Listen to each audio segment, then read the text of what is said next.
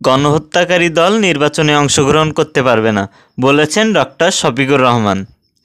বাংলাদেশ জামায়াতে ইসলামীর আমির ডক্টর শফিকুর রহমান বলেছেন, আওয়ামী লীগ প্রমাণ করে দিয়েছে তারা কোনো রাজনৈতিক দল নয়, গণহত্যাকারী একটি সিন্ডিকেট।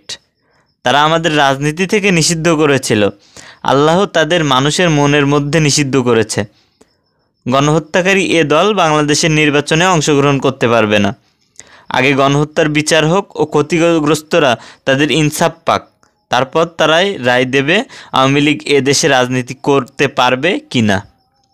মঙ্গলবার 21 জানুয়ারি বিকেলে বরিশাল নগরীর কেন্দ্রীয় হেমায়েত উদ্দিন ঈদগাহ ময়দানে জামায়াতে ইসলামীর কর্মী সম্মেলনে প্রধান অতিথির বক্তব্যে এসব কথা বলেন ডাক্তার শফিকুর রহমান। 24-এর গণঅভ্যুত্থান প্রসঙ্গ টেনে শফিকুর রহমান বলেন, বৈষম্য বিরোধী ছাত্র আন্দোলনে হাজার হাজার মানুষকে হত্যা করা হয়েছে। নিহত ও আহতের সংখ্যা 36,000-এরও বেশি হবে। 2 চোখ হারিয়ে যারা অন্ধ হয়েছেন তাদের সংখ্যা 500 হবে। হাসপাতালের শয্যায় কাতরাচ্ছেন 250-এর অধিক। 1 চোখ হারিয়েছেন 700 জন।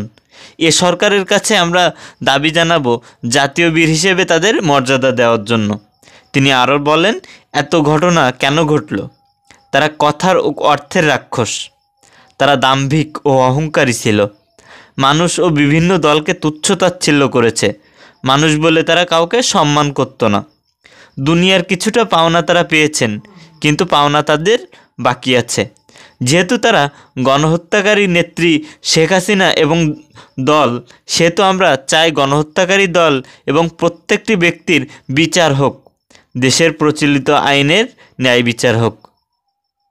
বিদেশে আত্মগোপনকারীদের উদ্দেশ্যে জামায়াতে ইসলামের আমির বলেন, আপনারা যারা বিদেশে আছেন, যদি দেশকে ভালোবাসেন তাহলে আপনারা চলে আসেন, অসুবিধা নেই।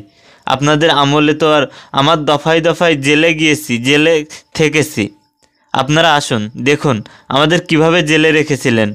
এখন না হয় আপনারা একটু দেখার সুযোগ পেলেন। আপনারা মিথ্যা মামলায় সাজানো সাক্ষী দিয়ে আদালতে আমাদের নেতাদের ফাঁসি দিয়েছেন, খুন করেছেন। আপনারা প্রকাশ্য দিবালোকে কুপিয়ে খুন করেছেন, যা দেশবাসী সাক্ষী, বিশ্ববাসী সাক্ষী। অতএব গণহত্যাকারী দল নির্বাচনে অংশগ্রহণ করতে পারবে না।